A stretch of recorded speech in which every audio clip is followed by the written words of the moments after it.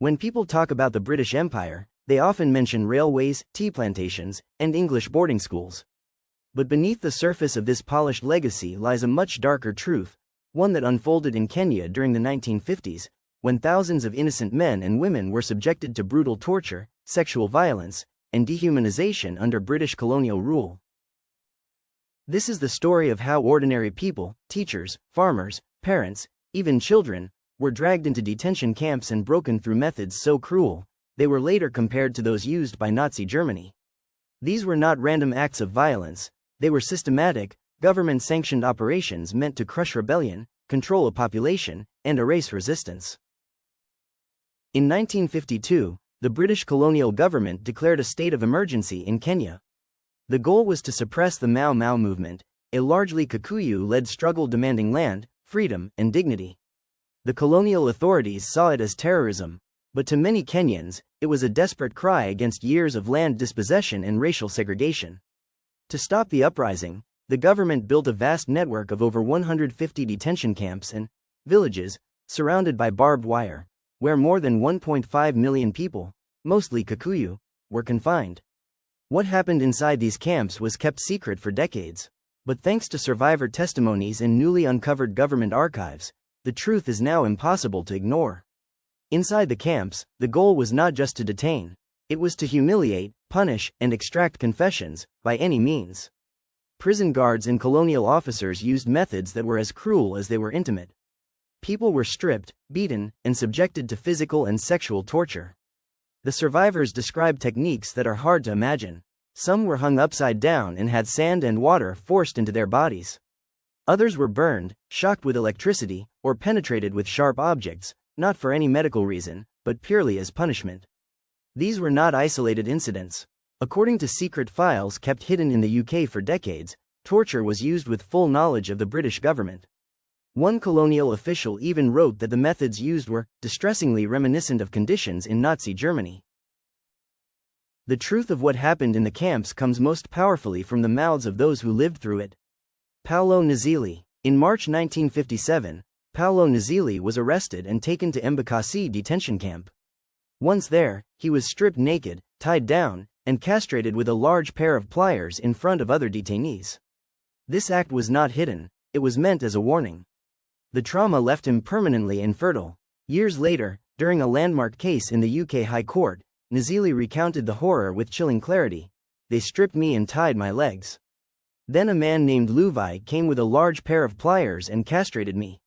This statement, verified and admitted in court, became one of the key testimonies that forced the British government to acknowledge its role in colonial-era torture. Jane Muthoni Mara. Jane was just 15 years old when she was taken to Gatithi camp. Suspected of helping Mau Mau fighters, she was tortured repeatedly. One day, guards held her down and forced a hot glass bottle into her body.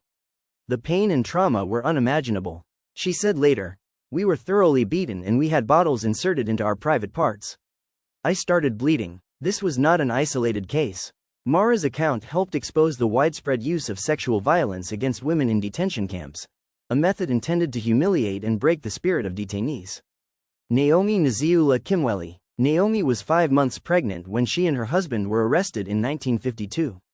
Guards separated them, blindfolded her children, and then inserted a glass bottle into her, causing her to miscarry. Her husband was also castrated.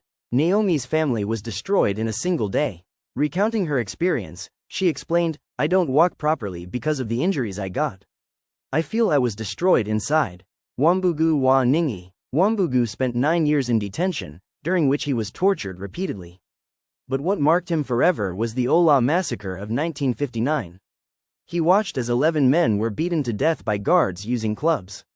Wambugu was left unconscious, presumed dead. He survived, but the trauma never left him. Margaret Niarui. Margaret's torture was not only physical but ritualistic. She was forced to strip naked and was paraded in front of guards and fellow prisoners. They inserted banana leaves and flowers into her, pinched her breasts with metal tools, and left her bleeding. She was never charged with a crime. For decades, Britain denied everything. When journalists or lawyers asked questions, officials either ignored them or destroyed records. But in 2011, a case was brought to the High Court in London. Survivors like Paulo, Jane, and Wambugu testified under oath. Their stories shocked the British public and forced the truth into the open. The UK government ultimately acknowledged that Kenyan citizens had suffered torture and other forms of abuse under British colonial rule. In 2013, it agreed to pay £19.9 million in compensation to more than 5,000 victims. However, it fell short of issuing a full formal apology, offering instead a statement of regret. In 2023, during a visit to Kenya, King Charles expressed greatest sorrow for the abuses. But again, no full apology. No accountability for those who ordered or carried out the torture. Just sorrow. The survivors are elderly now. Some, like Jane and Naomi, have already passed on. Others still carry the physical and emotional scars of what they endured. They are not just victims, they are witnesses to a history many tried to bury. Their stories force us to ask uncomfortable questions. What does justice look like after so much time has passed? Can money ever heal wounds that were never supposed to exist? And how many more stories like these remain untold? What happened in Kenya during the Mau Mau emergency was not just a war.